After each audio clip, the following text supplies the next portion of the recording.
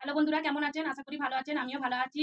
তো আজকে আমি রেসিপি নিয়ে এসেছি আপনাদের কাছে রস সিমুই পিঠা বানিয়ে দেখাবো কিভাবে বানাচ্ছি, আপনারাও দেখুন। এখানে আমি 2 বাটি ময়দা নিয়েছি, স্বাদ অনুযায়ী লবণ দিয়ে দিচ্ছি, দিয়ে আমি ময়দা একটু তেল দিয়ে দিচ্ছি। তারপরে মাখিয়ে নিচ্ছি আগে। এখন ময়দাটা আমি কত সুন্দর করে মাখিয়ে গরম পানি নিয়েছি, অল্প অল্প দিয়ে মাখিয়ে নিচ্ছি। মাখানো হয়ে গেছে, 5 মিনিটের জন্য আমি এটাকে চাপা দিয়ে রেখে 5 মিনিট হয়ে গেছে, সব আমার বানানো হয়ে গেছে। আমি তেলটা গরম করতে দিয়ে দিয়েছিলাম আগে, এবার তেলেতে সব দিয়ে দিচ্ছি। দেখুন কত সুন্দর ভাজা হয়ে গেছে, প্লেটে তুলে নিচ্ছি। এখানে চিনি সিরাপ করার জন্য দেখুন আমি একটা বাটি নিয়েছি, এটা 2.5 বাটি পানি দেবো।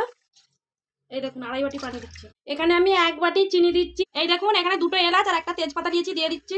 আমি ভালো করে এটাকে ফুটিয়ে নেবো। চিনির সিরাটা দেখুন আমার হয়ে গেছে। এবারে আমি এতে সিমুই পিঠাগুলো দিয়ে দিচ্ছি। আমি এবারে গ্যাসটা অফ করে আধ ঘন্টার জন্য চাপা দিয়ে রেখে দেবো। এই দেখুন রস সিমুই পিঠাটা আমার রেডি হয়ে গেছে, কত সুন্দর হয়েছে। যদি ইউটিউব দিয়ে দেখে থাকেন তাহলে চ্যানেলটাকে সাবস্ক্রাইব করে নেবেন, আর ফেসবুক দিয়ে যদি দেখে থাকেন তাহলে চ্যানেলটাকে ফলো করে নেবেন। আর যদি এরকম নতুন নতুন ভিডিও পাওয়ার জন্য তাহলে লাইক শেয়ার কমেন্ট করবেন। ধন্যবাদ, বাই।